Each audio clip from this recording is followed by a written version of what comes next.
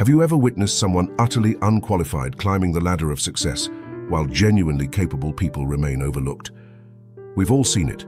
Individuals who seem completely out of their depth wielding authority over those who clearly know better. Consider history's most notorious examples: Emperor Caligula declaring war on the ocean, or in our modern era, tech entrepreneurs like Adam Neumann convincing investors to pour billions into WeWork despite a fundamentally flawed business model. This pattern appears so frequently it seems almost intentional. But what if there's actually a disturbing logic explaining why the least competent often acquire the most influence? Today, we're exploring insights from one of history's most controversial political theorists, Niccolo Machiavelli, and his penetrating observations about why incompetence and authority so often intertwine. This isn't merely historical curiosity. It's a psychological phenomenon actively shaping our contemporary world. From Silicon Valley boardrooms to political campaigns, the uncomfortable reality is that intelligence sometimes becomes the very obstacle preventing someone from gaining power. Understanding this paradox might reveal the manipulative mechanisms operating throughout our society and potentially guide your own navigation toward genuine influence. In 16th century Florence, banished from the political arena he cherished, Niccolo Machiavelli composed what would become history's most provocative political manual, The Prince. Unlike idealistic philosophers who theorized about perfect governance, Machiavelli focused ruthlessly on how authority actually functions in reality. Men judge generally more by the eye than by the hand, for everyone can see and few can feel, he observed. This statement penetrates to the core of Machiavelli's understanding, that perception frequently trumps reality in the acquisition and maintenance of power. This insight provides our first clue to understanding the paradox. Appearing competent often matters more than actually being competent. Machiavelli noticed that rulers displaying excessive intelligence frequently create difficulties for themselves. Why? Because intelligence typically accompanies certain characteristics that become liabilities in power struggles, traits like nuanced thinking, ethical considerations, and honest self-assessment.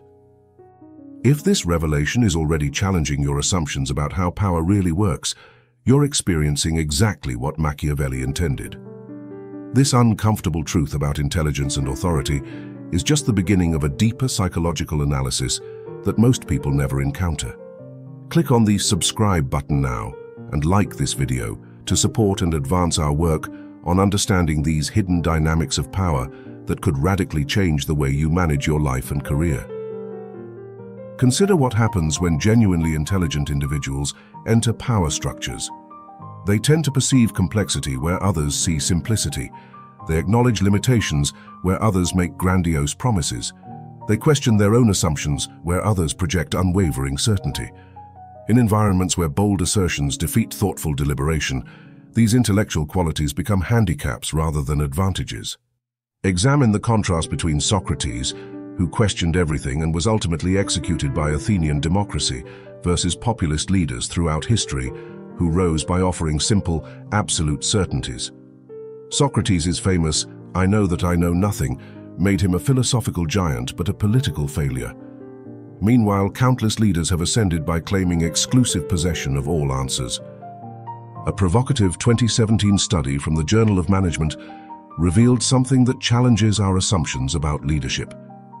Intelligence correlates positively with leadership effectiveness only up to an IQ of approximately 120. Beyond that threshold, additional intelligence actually becomes an impediment to leadership emergence. Research has suggested that exceptionally intelligent people struggle to connect with and influence others who cannot follow their complex reasoning patterns. Consider this carefully. Being too intelligent might actually prevent you from gaining leadership positions initially. Whether you accept this study's conclusions or not, it forces us to reconsider what kind of intelligence actually facilitates power acquisition versus what kind creates barriers. Raw intelligence isn't the only factor determining who rises to positions of authority. If intelligence can sometimes handicap someone in power games, what qualities actually enable people to climb hierarchies? This brings us to a psychological principle that explains why we so often follow the wrong leaders. Have you noticed how the loudest voice in any room frequently becomes the most influential, regardless of what that voice actually says?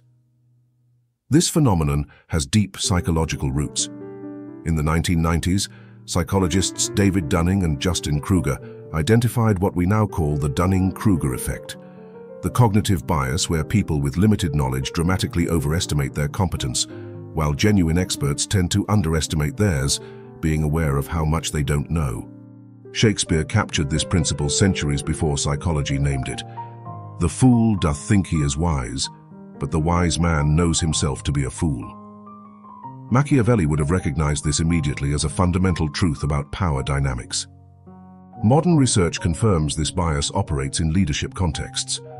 A 2020 study published in the Journal of Personality and Social Psychology found that individuals displaying overconfidence were more likely to be perceived as leaders by peers, regardless of their actual competence. The appearance of certainty proved more persuasive than demonstrated expertise. Consider figures like General George Custer, whose supreme confidence led to catastrophic military decisions, yet earned him rapid promotions and devoted followers. Or examine the technology sector, where founders speaking in absolute visionary terms often secure massive funding over more cautious, experienced entrepreneurs. This pattern manifests globally. Japan's Masayoshi Son of SoftBank lost $70 billion on failed investments while maintaining investor confidence through sheer personality force. Russia's oligarchs rose not through competence, but through connections and confidence during post-Soviet privatization. Singapore, by contrast, built safeguards specifically designed to prevent confidence from overwhelming competence in leadership selection. In 2012, researchers from Stanford and the University of Houston discovered that narcissism, not competence, might be the strongest predictor of who emerges as a leader in unstructured groups. The groups led by narcissists didn't perform better, they just believed they did. Why does this happen? Our brains utilize mental shortcuts when evaluating others. Confidence signals competence. Decisiveness suggests clarity of thought. These shortcuts served our ancestors well in straightforward environments, but become problematic in our complex modern world, where genuine expertise often involves acknowledging uncertainty. This confidence illusion explains how incompetent individuals might initially rise to power, but there's something even more insidious at work, a mechanism that helps them entrench their position throughout entire organizations. Machiavelli observed something crucial about power structures. Incompetent leaders tend to surround themselves with even less competent subordinates. In The Prince, he wrote, "The first method for estimating the intelligence of a ruler is to look at the men he has around him." What Machiavelli understood was that weak leaders deliberately select weaker subordinates to ensure they never face threats to their authority. This creates a cascading effect where incompetence becomes institutionalized. Dr. Tomasz Chamorro-Premuzic, an organizational psychologist, describes this as competence threatening. Insecure leaders feel threatened by competent team members who might expose their limitations or eventually replace them. Instead of selecting for talent, they select for loyalty and non-threatening personalities. Think of it as a competence drought spreading outward from central leadership. In Emperor Commodus's court, capable administrators were systematically replaced by flatterers and entertainers, accelerating Rome's decline. In contemporary contexts, we see political systems where incompetent appointees secure positions through personal connections rather than merit, with devastating consequences for governance effectiveness. This creates what organizational scientists call homophily, the tendency of individuals to associate with similar others. In power structures, this means incompetent leaders create islands of incompetence around themselves, insulated from conflicting viewpoints and constructive criticism. Have you ever worked in an organization where asking questions was discouraged, where raising concerns was labeled as not being a team player? These are symptoms of this network effect in action. Yet even knowing all this, we still find ourselves drawn to leaders who offer simplistic answers. This vulnerability helps explain why incompetence continues to thrive despite our best intentions. Why do we consistently choose leaders who offer simple solutions to complex problems? The answer lies in cognitive psychology and our fundamental need for certainty in an uncertain world. Genuine expertise almost always comes with nuance. Real experts understand their knowledge limitations. They recognize complexity. They acknowledge trade-offs. But these intellectual virtues can be profoundly unsatisfying to our psychological needs. For the great majority of mankind are satisfied with appearances, as though they were realities, and are often more influenced by the things that seem than by those that are, Machiavelli observed. He identified something fundamental about human psychology. We crave certainty, even when certainty isn't possible or realistic. Consider what happens during times of crisis or uncertainty. People rarely rally behind leaders who say, "This is a complex situation with no easy answers that will require careful thought and inevitable trade-offs." Instead, they follow those confidently proclaiming, "I alone can fix this. The solution is simple." Examine how actual climate scientists speak about environmental change, with careful caveats, ranges of possibilities, and nuanced policy recommendations, versus how popular figures frame the issue with absolute certainty. The scientific approach, while intellectually honest, struggles to compete with the psychological comfort of simple narratives. Consider healthcare debates. Actual medical experts acknowledge complex trade-offs in any system, while political figures offer simplistic solutions promising everything with no downsides. Which approach typically wins public support? The simple, certain one, regardless of feasibility. In a particularly disturbing 2017 experiment, Yale researchers discovered something unsettling about how we process political information. When subjects were presented with mathematically complex policy problems and solutions, their ability to correctly interpret data was directly affected by whether the results aligned with their political beliefs. Even more striking, the most mathematically skilled participants showed the strongest bias, using their intelligence not to reach correct answers, but to justify their preferred conclusions. Cognitive psychologists call this cognitive closure, our desire for definite answers rather than continued ambiguity. Studies show that when people feel threatened or uncertain, their need for cognitive closure increases dramatically. They become more receptive to black and white thinking and more willing to follow authoritarian leaders who project absolute certainty. This creates a dangerous dynamic. The more complex and frightening our world becomes, the more susceptible we become to simplistic thinking and the leaders who peddle it. It's like a psychological immune system failure. Precisely when we most need nuanced thinking, we become most vulnerable to intellectual shortcuts. Have you ever found yourself drawn to an explanation precisely because it was simple and definitive, even when part of you suspected reality was more complex? That's this principle operating in your own mind. While our psychological comfort with simplicity explains part of this dynamic, there's an even more troubling dimension to consider. One that reveals why intelligence alone doesn't guarantee effective resistance to manipulative power. Here's where Machiavelli becomes truly unsettling. He suggested that moral considerations often handicap intelligent people in power struggles. In perhaps his most infamous passage, he wrote, "It is necessary for a prince wishing to hold his own to know how to do wrong, and to make use of it or not according to necessity." This is probably the most controversial aspect of Machiavelli's philosophy, and I want to hear your thoughts on this moral dilemma. Have you ever witnessed someone succeed precisely because they were willing to cross ethical lines that you wouldn't? Share your experiences in the comments below. Your real-world observations help us build a deeper understanding of how these psychological dynamics actually play out in modern society, and your insights could illuminate patterns that others in our community need to recognize. While intelligent people typically develop more complex moral reasoning, this can actually impede their ability to compete for power against those unburdened by such considerations. In any competitive environment, the person willing to cross ethical lines has access to strategies that morally constrained competitors do not. They can make promises they have no intention of keeping. They can undermine rivals through deception. They can exploit fears and prejudices that others refuse to touch. Consider the contrasting fates of Cicero versus Julius Caesar in ancient Rome. Cicero, brilliant and principled, ultimately lost the power struggle to Caesar, who had no qualms about crossing the Rubicon, literally and figuratively, breaking norms his opponents felt bound to respect.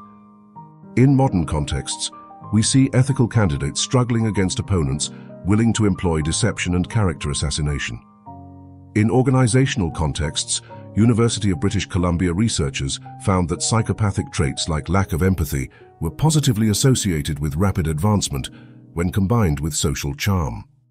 This pattern appears cross-culturally, from China's Shenu, ruthless businesswoman archetype, to Nordic companies where studies show that despite cultural emphasis on collaboration, manipulative leaders often outpace their more ethical peers in advancement speed. This creates what game theorists call a race to the bottom. When unethical tactics prove successful, others face pressure to adopt similar approaches or be left behind. Over time, this can transform entire systems, making unethical behavior the norm rather than the exception. Understanding these dark dynamics might make the situation seem hopeless, but not all environments equally reward incompetence and unethical behavior. By recognizing which conditions favor incompetence in power, we can begin designing systems that select for genuine merit instead. Machiavelli understood that different environments reward different qualities. Some contexts naturally select for competence, while others create fertile ground for incompetence to flourish. What determines which type of environment develops? Several structural factors emerge. First, feedback loops and accountability structures. In environments with clear, immediate feedback about decisions, incompetence is quickly exposed. Think of a surgeon whose patients consistently die, or a bridge engineer whose structures collapse. These fields tend to select for genuine competence because failure is obvious and consequential. But in environments where feedback is delayed, indirect, or easily manipulated, incompetence can thrive indefinitely.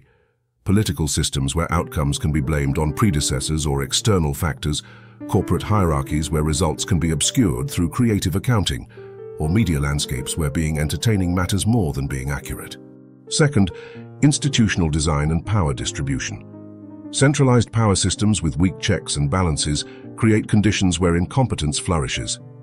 The Soviet Union's collapse was accelerated by a system that concentrated decision-making in unaccountable hands. Conversely, Germany's dual-board corporate governance structure, which separates management from oversight, provides structural resistance to incompetent leadership.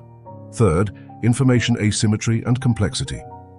When success is easily measured and compared, merit tends to win.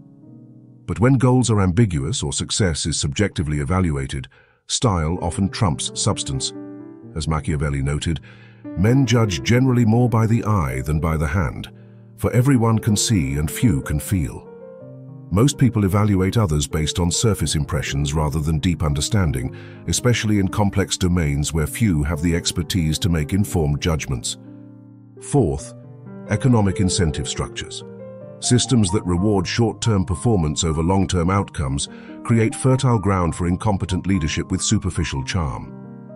The 2008 financial crisis exemplified how incentive structures rewarding immediate profits, regardless of risk, fostered leadership that prioritized appearance over substance. In your own life, which environmental factors promote competence and which enable incompetence to thrive? Understanding these structural forces can help you navigate your own path and recognize when systems are vulnerable to manipulation. Even in well-designed systems, incompetent leaders can still rise by employing specific psychological tactics that allow them to manipulate perception and neutralize opposition. Incompetent leaders don't maintain power by accident. They deploy specific psychological tactics to solidify their position.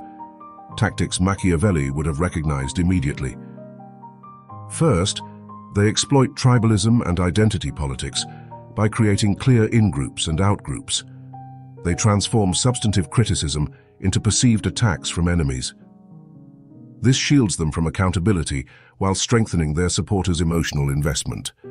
Psychologists call this identity fusion, when a leader successfully links their personal identity to followers' group identity. Once this fusion occurs, challenging the leader feels like an attack on the group itself and, by extension, on followers' own identities. Consider how cult leaders like Jim Jones or authoritarian figures throughout history cultivated us versus them mentalities. In Malaysia, former Prime Minister Najib Razak exploited ethnic divisions to maintain power despite corruption scandals. Brazil's polarization under Bolsonaro demonstrated how tribal identity can override factual reality. Second, they leverage cognitive load and information overwhelm by constantly generating chaos, crises, and controversies. Incompetent leaders overwhelm our cognitive resources. When we're busy processing an endless stream of outrages, we have little mental energy left for critical analysis or organized resistance. Third, they employ what George Orwell called doublethink. the ability to hold contradictory beliefs simultaneously. By constantly shifting positions and rewriting history, they create an environment where truth feels subjective and accountability becomes impossible. The vulgar crowd always is taken by appearances, and the world consists chiefly of the vulgar, Machiavelli wrote. He wasn't displaying contempt for ordinary people, he was acknowledging a psychological vulnerability we all share.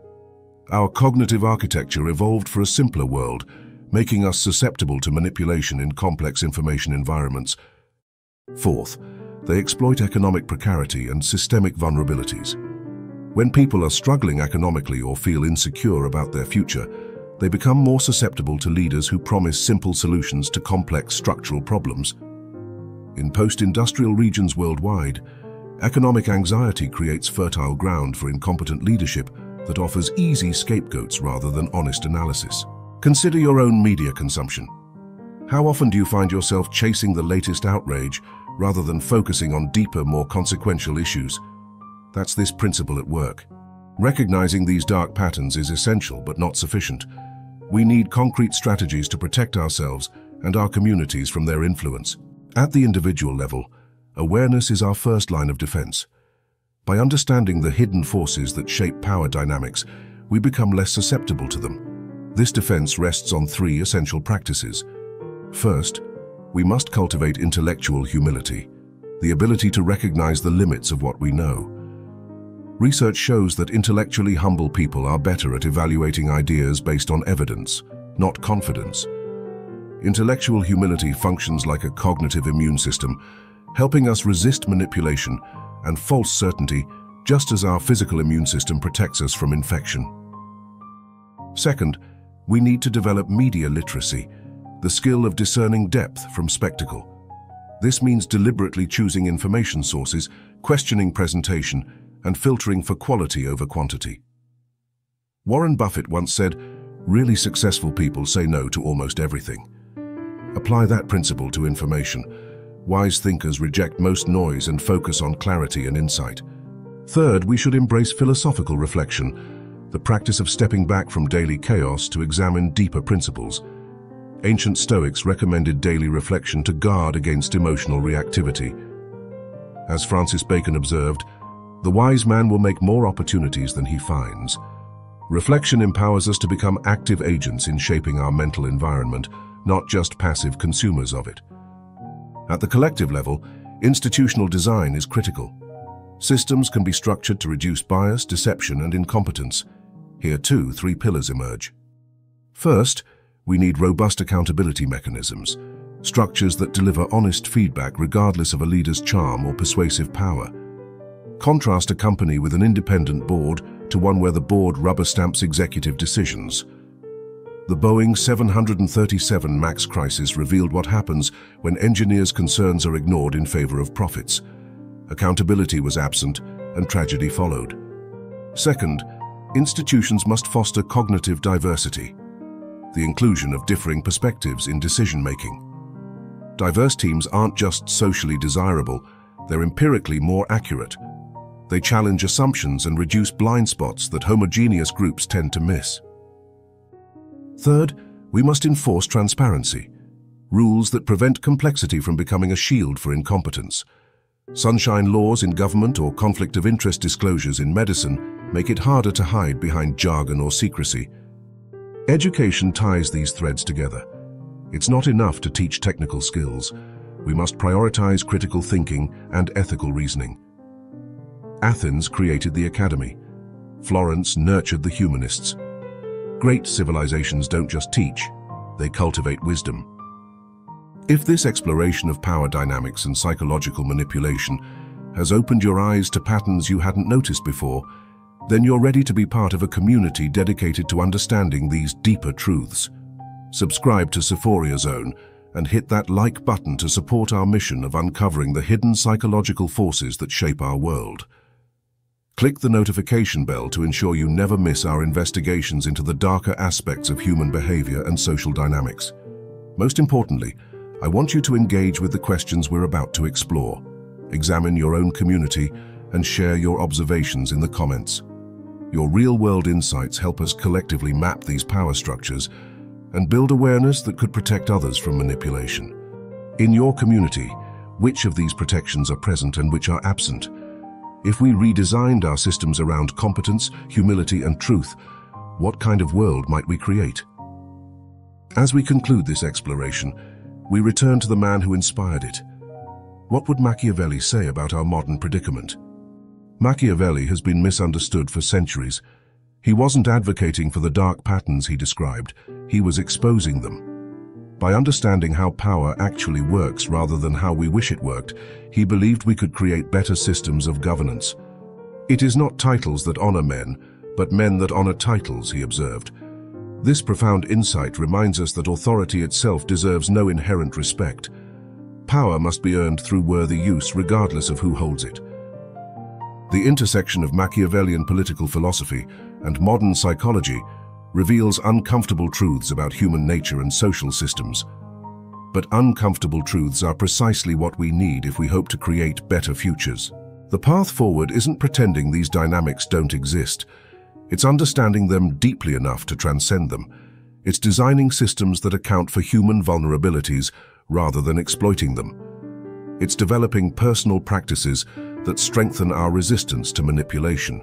Most importantly, it's recognizing that while incompetence may sometimes gain power, intelligence coupled with moral courage remains our best hope for creating societies where merit truly matters. The patterns we've explored aren't inevitable. They're the result of systems that can be redesigned and psychological vulnerabilities that can be addressed through awareness and deliberate practice.